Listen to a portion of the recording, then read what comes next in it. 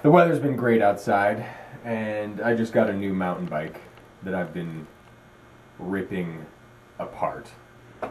So it's been good, been having fun, riding skateboards here and there when I can, but we never, ever stop experimenting with longboard technology.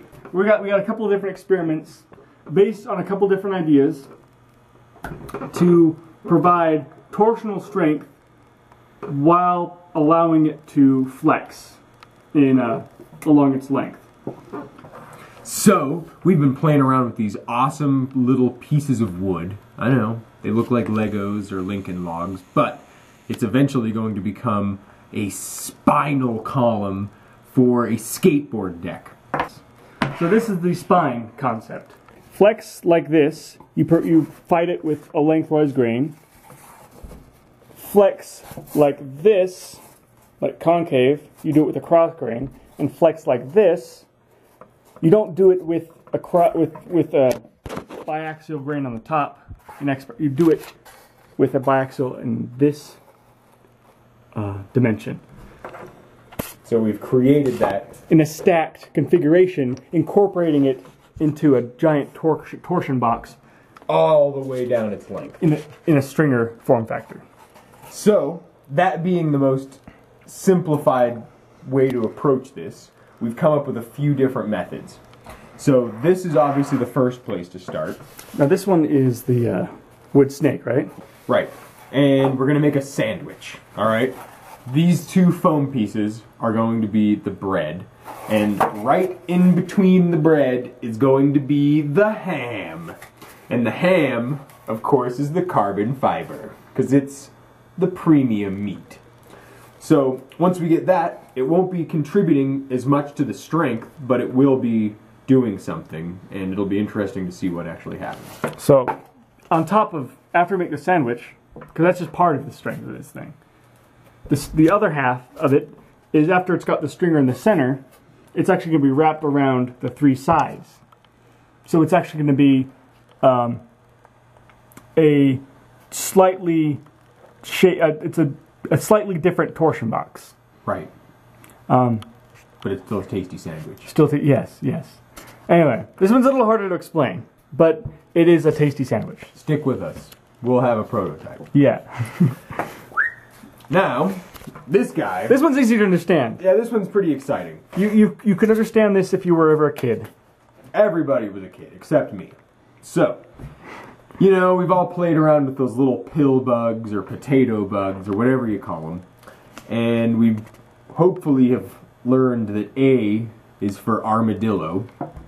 And one thing that we've observed about those animals is that they have segmented exoskeletons. They have a body that has these sliding pieces that are rigid that actually work with each other to create strength. And that is exactly what we're trying to accomplish. Yeah, and it's not just any strength. It is strength that allows them to articulate along their length, but still be torsionally very, very strong. Right. So by having interconnected and interlocking segments, we're going to be able to have the torsional strength that we desire without compromising the flexibility along its length. So it's going to be just like an armadillo or a pill bug in that it'll be able to resist torque in this direction, but it'll still be able to easily move in the other direction, giving it, hopefully, optimum ride quality and having a lot of really good energy that you can transfer to the wheels. So, allow me to explain really quick a little bit more of the technical details of this. So if you look at it from this view, it looks just kind of like a broken piece. How would that have much torsional strength? But if you just don't look at it from this view and look at it just from this view, where you're just seeing this profile here, we are actually creating a torsion box that goes all the way down. But it does have breaks in it that allow it to expand and contract in segments. And there's also reinforcement along its two sides here, where there's actually double up of a composite material, which will make it really strong, but because it's really low and it's near horizontal, it's not going to be adding that much resistance to flex, but it'll still allow it to be strong.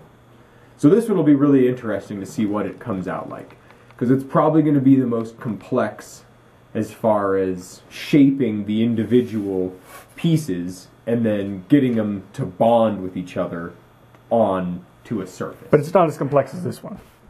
I'm pretty sure this will work really, really, really good. And, you know, I'm pretty sure this is like, they probably have skis that they've prototyped that are like this. But you don't see them because, I mean, how much is it going to cost to make a ski that's constructed like that? You know, or that has this design element. I mean, not constructed the same way, but has these segmented torsion boxes. Right, where there's multiple steps in order to laminate it. You know, there's obviously just horizontal laminating, which is how you make plywood, and then there's vertical laminating, which is how they make those fancy cutting boards and a lot of bamboo skateboards. But this is a process that actually takes both of those processes and combines them. So it becomes an extra step in the manufacturing process, which might end up being too expensive and too time-consuming to be worthwhile. But we can make one. And we can learn from it and understand more about how torsion boxes work and how they can be applied to longboards. So stick with us and get to see how torsion boxes can make skateboards even better. Yeah, hopefully we didn't just confuse the crap out of you, but I mean, just bear with us. It's all right. It's all in the prototyping stage, so we don't even know. That's the beauty of it. But that's why we're here, to learn and to teach other people how things work and how you can learn from those things to make better things. So stay tuned. Other Planet Longboard Technology, over and out. I want to ride a skateboard that looks like something from an alien spaceship.